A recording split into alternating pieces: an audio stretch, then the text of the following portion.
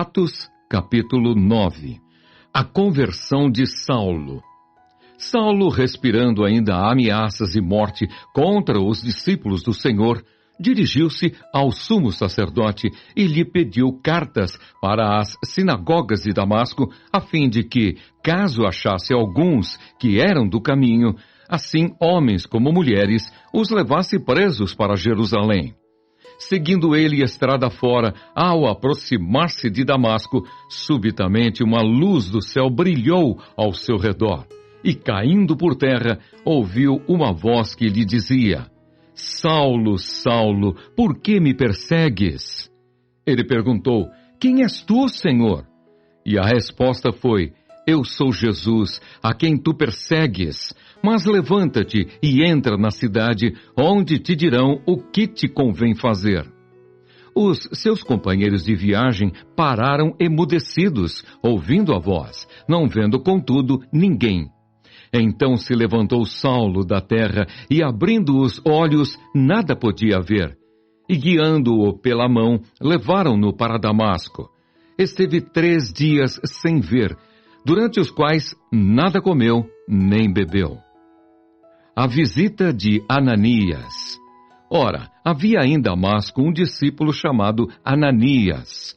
Disse-lhe o Senhor numa visão: Ananias.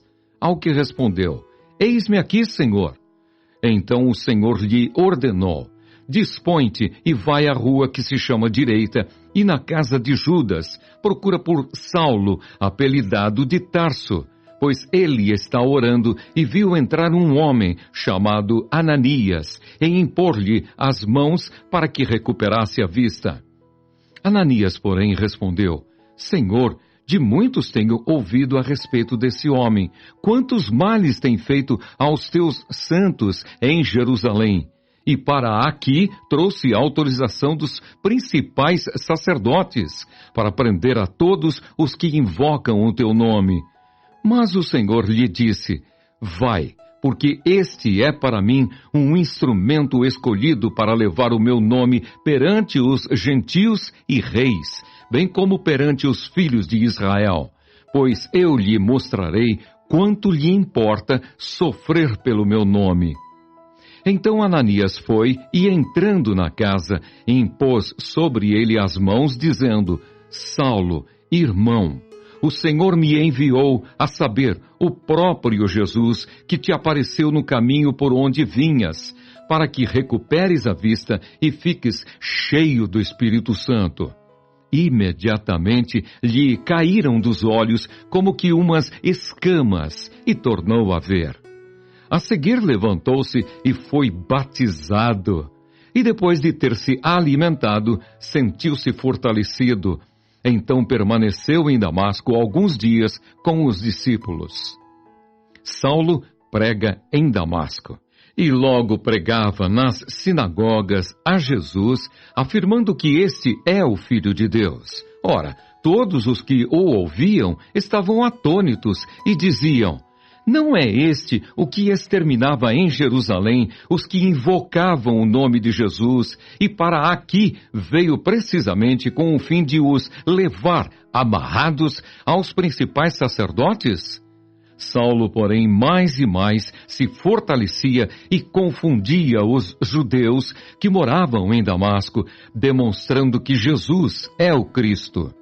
Decorridos muitos dias, os judeus deliberaram entre si tirar-lhe a vida. Porém, o plano deles chegou ao conhecimento de Saulo.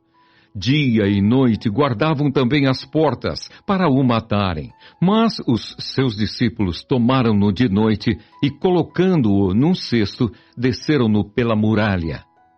Saulo em Jerusalém e em Tarso. Tendo chegado a Jerusalém, procurou juntar-se com os discípulos. Todos, porém, o temiam, não acreditando que ele fosse discípulo. Mas Barnabé, tomando-o consigo, levou-o aos apóstolos e contou-lhes como ele vira o Senhor no caminho e que esse lhe falara, e como em Damasco pregara ousadamente em nome de Jesus. Estava com eles em Jerusalém, entrando e saindo, pregando ousadamente em nome do Senhor. Falava e discutia com os helenitas, mas eles procuravam tirar-lhe a vida. Tendo, porém, isto chegado ao conhecimento dos irmãos, levaram-no até Cesareia e dali o enviaram para Tarso. A igreja cresce. A igreja, na verdade, tinha paz por toda a Judéia, Galileia e Samaria, edificando-se e caminhando no temor do Senhor e no conforto do Espírito Santo, crescia em número. A cura de Enéas. Passando Pedro por toda a parte, desceu também aos santos que habitavam em Lida. Encontrou ali certo homem chamado Enéas, que havia 8 anos jazia de cama, pois era paralítico. Disse-lhe Pedro: Enéas, Jesus Cristo te cura. Levanta-te e arruma o teu leito. Ele imediatamente se levantou.